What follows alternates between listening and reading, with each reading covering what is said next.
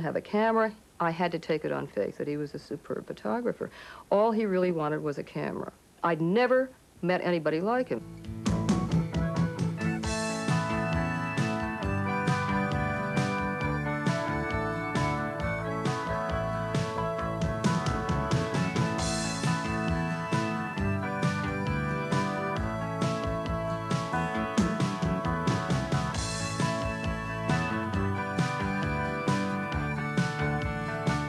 He did have excellent perception. He really could see form and substance.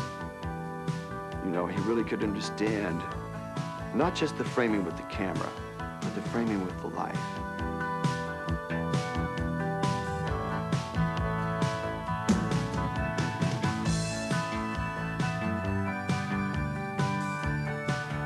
I couldn't get a job in the motion picture industry for, I would say, 7, 8 years, however long it was, I'm not quite sure, until Hathaway rehired me again for The Sons of Katie Elder, playing the same role, the weakling son of the bad man.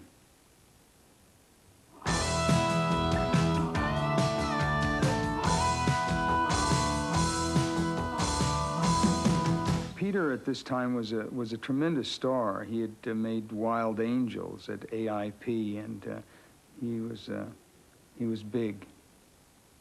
He came up with an idea. He rattled off something about these guys smuggling some drugs and getting these shiny new bikes and going across country and going to Mardi Gras in New Orleans and then going off into, like, Florida to retire from the money they'd gotten from the drug deal. It's not 100 motorcyclists on their way to a Hells Angels funeral. It's the two guys. It's like John Wayne and John Ager searching across the West. Yeah, searching across the West for America. Everybody was using drugs. I mean, everybody that was hip was using drugs. I mean, there was a whole hippie phenomenon in 1967. There were riots in the cities in the United States. The cities were burning down. I said, Peter, hey, it sounds like a great idea to me. And I said, well, I figure we both write it, you direct it, I produce it, we both act in it. We can save some money. I think it could be a commercial story. I pulled into Nazareth, wasn't feeling about half-past dead. I just need some place where I can lay my head. I was the executive producer on Easy Rider in the early stages. It was to be done for AIP. And the executives at AIP became a little bit worried about Dennis's ability to complete the film. When we were finally down to really getting it together, they had changed their mind about, they said I could either act in it or direct it, but I couldn't do both. Jack Nicholson, who had a deal at Columbia at the time, and he called Dennis and Peter and said, I know you're having troubles at AIP. Bring the film over to Columbia. We'll back you, and I will play the third role. And AIP lost Easy Rider on that basis. You boys don't look like you're from this part of the country. You're lucky I'm here to see that you don't get into anything. Anything? Well, they got this here, see, Scissor Happy Beautify America thing going on around here. They're trying to make everybody look like Yul Brynner. Dennis and I had to make our own song, to do it our way, not do it with somebody else's attitude or somebody else's moral standards. Dennis had all the insight. I never doubted that I wanted him to direct. But even through the speed and the wine, he was clear, he was concise. We did it. We did it. And then you go for the big money, man, and then you're free. You dig? We blew it.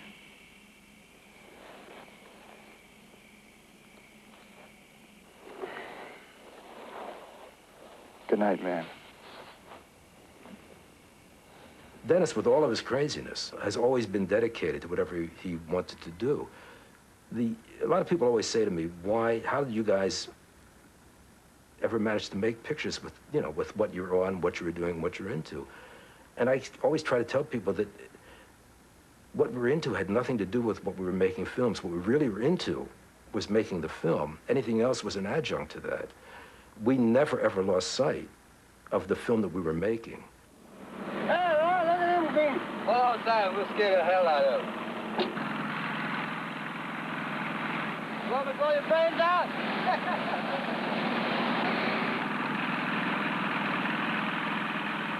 Why don't you get a haircut?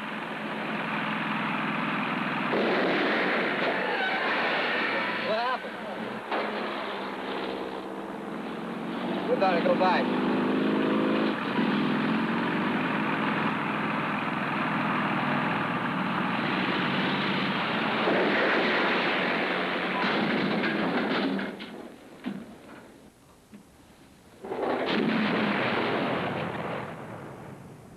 Dennis and Peter believed very greatly in that film. They made, I think, one of the significant films of the 1960s. Jack told me that we were geniuses. We went to a hot springs at night and with a beautiful young Spanish Indian woman. And we were all nude in this hot springs, and suddenly we'd dropped some acid. We'd actually taken the acid at D.H. Lawrence's tomb, and we'd laid down there and we were watching the insects. You know, I was watching the insects anyway, and Jack was laying next to me, and we were laying in front of D.H. Lawrence's tomb, and looking up at the sun, and I said, Jack, I said, wow, we're just like those insects. He says, no, you think so? And I said, yeah, man. Just that insignificant. So later when we went to the hot springs, you know, and we were naked there, and I had my knife out there, some drunk came out of the thing to try to grab the young girl. I pulled a knife and scared Jack and the young girl and the drunk and myself. So like at that point, the girl got in the car, and Jack said, we better run this off or something or whatever. But anyway, we were in front of the lights running naked down this mountain, you know. And Jack said, insects, man. We're geniuses. That's what we are. We're geniuses like Lawrence, man. We're them, you know. Blah, blah. I said, yeah, Jack, really? Yeah? Wow. You know.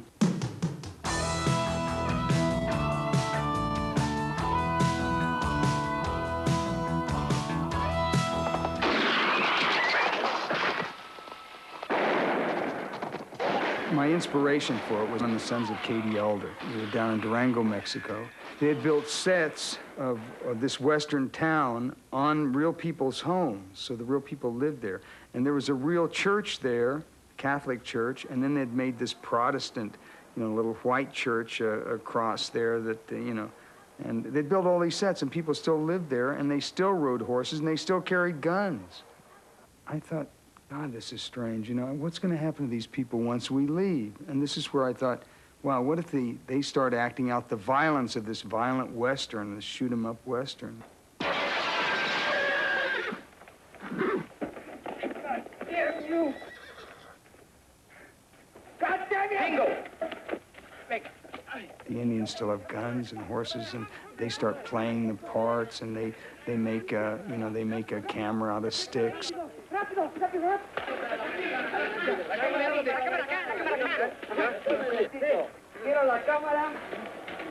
My first thing is like, get this done. So I went to Mexico, and I suddenly ran into censorship. Everywhere I went, they said, no, you got to have a censor on the set. We can't let you show children in poverty or children without shoes. And suddenly I said, hey, I didn't make Easy Rider and get free here to come to a country that's not going to let me make a movie my way. We ended up going to Cusco, Peru. I think we were working at 11,000 feet, and it was a collection of, of just the most far-out actors, just a whole bunch of them. We were all part of the movie that was within the movie. But then somewhere near Salinas, Lord, I let her slip away. Looking for the home I hope she'll find.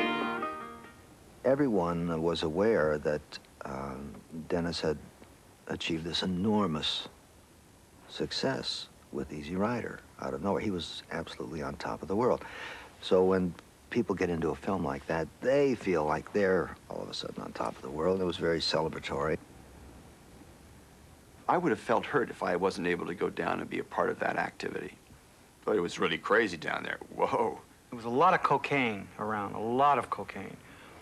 As I remember, every time he turned around, somebody had a spoon. It was a